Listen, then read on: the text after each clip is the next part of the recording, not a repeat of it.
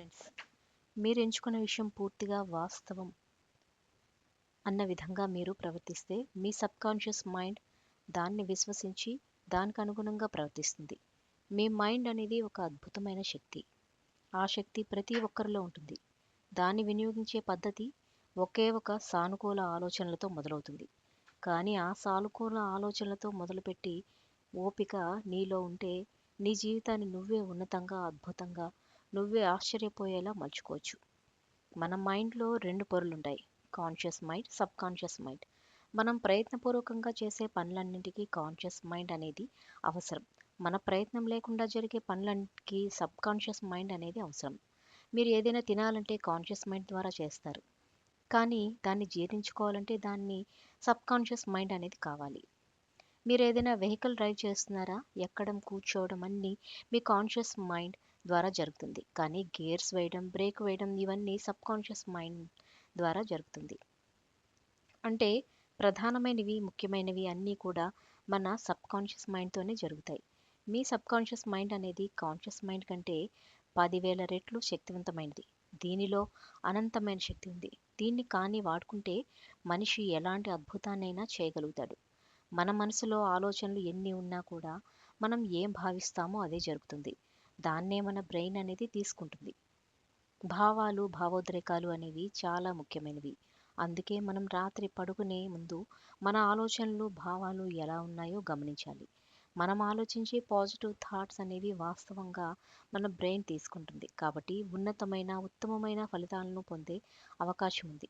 అలాగే మనం నెగిటివ్ ఆలోచనలతో పడుకుంటే అలాంటి ఫలితాలను పొందే అవకాశం ఉంది. కాబట్టి ఏం ఆలోచించాలో, ఎలాంటి ఆలోచనలు కలిగి ఉండాలో జాగ్రత్తగా చూసుకొని పడుకోవాలి. మన మైండ్ అనేది కల్పవృక్షం లాంటిది. కల్పవృక్షం అంటే మనం ఏం కోరుకుంటామో అది మనకి ఇచ్చేదాన్ని కల్పవృక్షం అంటాం. మీరు ఏం అడుగుతారని దాన్ని సంబంధం లేదు. మీరు ఏం అడిగితే అది ఇచ్చేస్తుంది. అలాగే మన మైండ్ కూడా అంతే. మీరు దేనికైనా మీ మైండ్తో సంపాదించుకోవచ్చు. మీ రిలేషన్స్ని ఇంప్రూవ్ చేసుకోవచ్చు, హెల్త్ని ఇంప్రూవ్ చేసుకోవచ్చు, ఎగ్జామ్స్లో మంచి మార్క్స్ని సంపాదించుకోవచ్చు.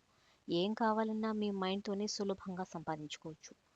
మీరు డబ్బు ఎందుకు సంపాదించలేకపోతున్నారో తెలుసా? ఎందుకు నిలబెట్టుకోలేకపోతున్నారో తెలుసా? డబ్బుకు వ్యతిరేకంగా ఉండే ఆలోచనలతో, అభిప్రాయాలతో మీ మైండ్ని నింపేశారు కాబట్టి. అవి ఎలా ఉంటాయో ఇప్పుడు చూద్దాం. మీ నమ్మకాన్ని చిన్నప్పటి నుంచే మొదలవుతాయి. డబ్బు సంపాదించడం చాలా కష్టం. డబ్బు ఏమీ చెట్లకు కాయదు. నేను అనుకుంటే ఎప్పుడో డబ్బు సంపాదించేవాడిని. డబ్బు అనేది శత్రువులను తెచ్చిపెడుతుంది. ఏదో ఒక నేరం చేస్తే కానీ డబ్బు రాదు. ఇలాంటి నమ్మకాలన్నీ కూడా ప్రతి ఒక్కరికి చిన్నప్పటి నుంచే మొదలవుతాయి. అవి మన పేరెంట్స్ నుంచి రావచ్చు, మనం తిరిగే ఫ్రెండ్స్ నుంచి కావచ్చు. ఎన్నో విధాలుగా ఇవి మన మైండ్లోకి వెళ్ళొచ్చు. వీటిని క్లీన్ చేస్తే కానీ మీరు దేన్ని సులభంగా సంపాదించలేరు. ఇలాంటి ఆలోచనలు కానీ మనలో ఉంటే మనల్ని డబ్బు సంపాదించనివ్వదు. ఒకవేళ డబ్బు సంపాదించినా కూడా దాన్ని నిలబెట్టుకోనివ్వదు. ముందు మనలో ఉన్న నెగటివ్స్ని తొలగించాలి. వీటిని తొలగించకపోతే మనం దేన్ని సంపాదించలేం. నేను పేదవాడిని, నా గతి ఇంతే అని అనుకున్నంత సేపు దేన్ని మీరు అనుభవించలేరు, ఆకర్షించలేరు కూడా. మీకు నిజం చెప్పిన రీసెంట్గా జరిగిన రీసెర్చ్లో లాటరీలో 50 కోట్ల 40 కోట్లు తగిలిన వాళ్ళు ఆఫ్టర్ ఇయర్స్ తర్వాత వాళ్ళు ఏ స్థితిలో ఉన్నారో మళ్ళీ అదే స్థితికి వచ్చేసారంట. అంటే వాళ్ళ ఆలోచనలు అనే దాన్ని నమ్మడానికి వాళ్ళ మైండ్ ఒప్పుకోవట్లేదు. మీరు మీ మైండ్ని అయస్కాంతంగా ఎప్పుడు మారుస్తారో మీరు అనుకునేది సాధిస్తారు. మనలో ఉన్న నెగిటివ్స్ అన్నీ తీసేసి మన మైండ్ని మ్యాగ్నెట్గా చేస్తున్నప్పుడు మాత్రమే మనం అనుకునేది సాధించగలం. అలాగే యూనివర్స్ కూడా మనం కోరుకునేది మనకు సులభంగా ఇస్తుంది. మీరు ఒక మాట గుర్తుంచుకోవాలి: మనల్ని, మన జీవితాన్ని క్రియేట్ చేసేదాన్ని, మనల్ని హీల్ చేసే పవర్ ఉంటుంది. అదే సబ్కాన్షియస్ మైండ్. మన మైండ్లో ఉన్న నెగిటివ్ బ్లాకేజెస్ని తీసేస్తే మన మైండే మనల్ని హీల్ చేస్తుంది. ఆ సామర్థ్యం, ఆ శక్తి మన మైండ్కి ఉంది. మీ మైండ్లో ఇన్ఫినిటీ పవర్ అనేది మీకు ఏం కావాలన్నా సులభంగా ఇచ్చేస్తుంది. దాన్ని మీరు బలంగా నమ్మితే, దానికోసం పరితపిస్తే మీరు దేన్నైనా సులభంగా ఆకర్షించగలుగుతారు. మెడికల్లో కూడా అలాగే, సైంటిఫిక్గా కూడా చెప్పింది. మీ సబ్కాన్షియస్ మైండ్ మిమ్మల్ని హీల్ చేస్తుందని. మీ భావోద్వేగాలను పరిశీలించండి. మీకు కలిగే ప్రతి భావాన్ని అర్థం చేసుకోవడానికి ప్రయత్నించండి. అలాగని సానుకూల భావాలను బలవంతంగా రుద్దమని కాదు. మీ ప్రతికూల భావాలను ఆరోగ్యవంతంగా మలుచుకుంటే మీరు హాయిగా ఉండగలుగుతారు. మన ఆలోచనల్లో ఎక్కువ భాగాన్ని ఆక్రమించే అంశాలు మన భావోద్వేగాలే. మన భావోద్వేగాలపైన ప్రభావం చూపుతాయి. మనం ఎలాంటి భావనకు లోనవుతామని నిర్దేశించేవి అవి. సానుకూల ఆలోచనల పరులుగా మారుదాం అనుకునే మనం ఈ మార్పుల తీరు ఎలా చోటు చేసుకుంటుంది అనే విషయాన్ని అంతగా పట్టించుకోం. అణిచివేసిన భావాలు అనేవి మీ శరీరాన్ని విషపూరితంగా చేస్తాయి. కాలగమనంలో మీ వ్యవస్థను నాశనం చేస్తాయి. మీ మైండ్ని, మీ జీవితాన్ని కూడా పాడు చేస్తాయి. నెగిటివ్ ఆలోచన ఏదైనా మీ మనసు పొరల్లో అలాగే ఉండిపోతే భవిష్యత్తులో అలాంటి సందర్భమే ఎదురైనప్పుడు అది విజృంభించే ప్రమాదం ఉంది. ఈ నెగిటివ్ ఆలోచన అనేది మీ పాజిటివ్ వైబ్రేషన్ని తగ్గించడమే కాదు, ఇది అలాగే కొనసాగితే ముందు అది మీ మానసిక ఆరోగ్యం, ఆ తర్వాత శారీరక ఆరోగ్యం అనేది దెబ్బతింటుంది. అందువల్ల మీ నెగిటివ్ ఫీలింగ్స్ని అణిచిపెట్టకండి, వాటిని మార్చడానికి చూడండి. అప్పుడు మీ పాజిటివ్ వైబ్రేషన్ని పెంచుకోగలుగుతారు. మీ భావోద్వేగాలను అర్థం చేసుకోవడం అనేది మీ వైబ్రేషన్ని తక్కువ స్థాయి నుంచి ఎక్కువ స్థాయికి పెంచుకోవడానికి ఉపయోగపడుతుంది. వ్యక్తిగతంగా మీరు అభివృద్ధి చెందడానికి ఈ రకమైన ఆత్మపరిశీలన మీకు ఉపయోగపడుతుంది.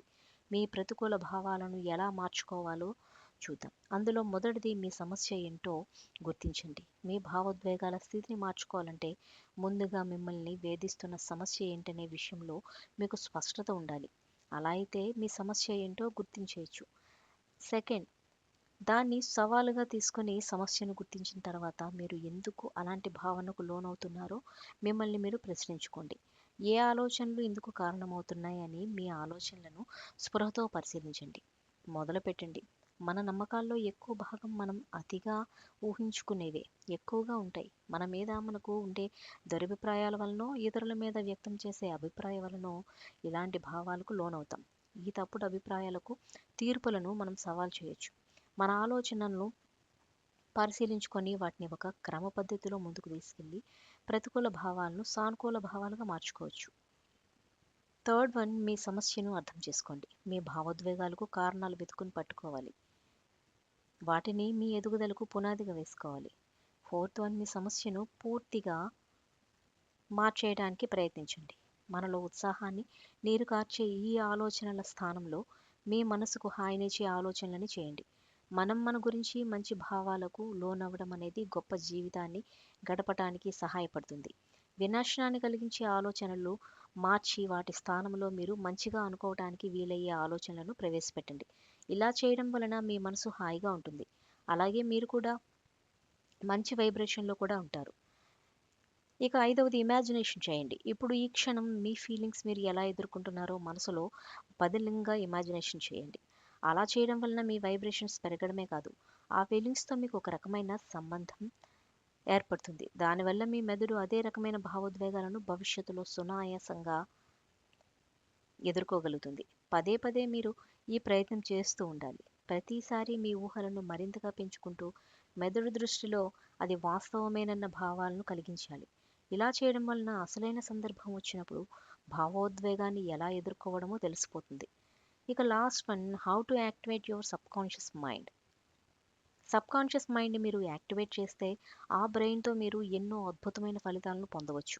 దాన్ని ఎలా యాక్టివేట్ చేయాలంటే కరెక్ట్ బ్రెయిన్ వేవ్లోని మన ఆలోచనలను తీసుకురావాలి. నార్మల్గా మన బ్రెయిన్ అనేది బీటా వేవ్స్కి, థీటా వేవ్స్కి మధ్యలో ఉంటుంది. ఈ స్టేట్లో మనం యాక్టివ్గా ఉంటాం. మన ఆలోచనలు ఇంకొక ఆలోచన తగులుతూనే ఉంటుంది. థీటా వేవ్లో మనం చాలా యాక్టివ్గా, అలర్ట్గా ఉంటాం. అయితే మన సబ్కాన్షియస్ని యాక్టివేట్ చేయాలంటే మనం మన బ్రెయిన్ వేవ్స్ని స్లో చేయాలి. ఆల్ఫా వేవ్స్ నుంచి థీటా వేవ్స్కి స్లోగా తెప్పించాలి. అప్పుడే ఈ థీటా వేవ్స్లోనే మీ బ్రెయిన్ ఉన్నప్పుడే మీ సబ్కాన్షియస్ మైండ్ అనేది యాక్టివేట్ అవుతుంది. అంటే మీరు మంచి డీప్ మెడిటేషన్లో ఉంటే మీ మైండ్ అనేది థీటా వేవ్లో ఉంటుంది. అందుకే మీరు ఈ థీటా స్టేట్స్లో డీప్ మెడిటేషన్లో ఉండాలి. అలాగే ఆ సమయంలో మెంటల్ రిహార్సల్ యూస్ చేస్తే ఇంకా మంచి ఫలితాలు వస్తాయి. మీ మైండ్ అద్భుతాలు చేయాలంటే మీ మైండ్ థీటా స్టేట్లో ఉండాలి. దానికి మనం ఇవ్వాల్సింది ముఖ్యంగా డీప్ మెడిటేషన్. మెడిటేషన్ వలన నెగిటివ్ థాట్స్ ఆగిపోయి మీ మైండ్ని కంట్రోల్ చేసే శక్తి వస్తుంది. అందుకే ప్రతిరోజు మెడిటేషన్ అనేది అవసరం. అద్భుతమైన శక్తి కలిగి ఉన్న ఒకే ఒక్క జీవరాశి మనిషి. ఆ శక్తిని వాడుకోలేక పరాన్న జీవి ఇంకొకరి మీద ఆధారపడడం ఎంతవరకు కరెక్ట్ అనేది మనల్ని మనం ప్రశ్నించుకోవాలి. ప్రతి జీవి తన ప్రయత్నం చేస్తుంది, మనిషి తప్ప. ప్రయత్నం మొదలు పెట్టడు, అన్నింటికీ తొందరపడతాడు. ఓర్పు లేనప్పుడు సాధించే లక్షణం ఉండదు. ఆలస్యాల వెనుక ఎన్నో అద్భుతాలుంటాయి. అది తెలుసుకోలేకపోవడం మనిషి అవివేకం. ఇకనైనా సబ్కాన్షియస్ మైండ్ పవర్ తెలుసుకొని దాన్ని ఉపయోగించడం మొదలుపెట్టాలి. మీరు ఇందులో చెప్పిన పాయింట్స్ అన్నీ మీ సబ్కాన్షియస్ మైండ్ని రీప్రోగ్రామింగ్ చేయడానికి ఉపయోగపడతాయి. దీన్ని పాటిస్తే ఖచ్చితంగా మీరు అనుకున్నదిగా ఆకర్షించగలుగుతారు, సంపాదించగలుగుతారు.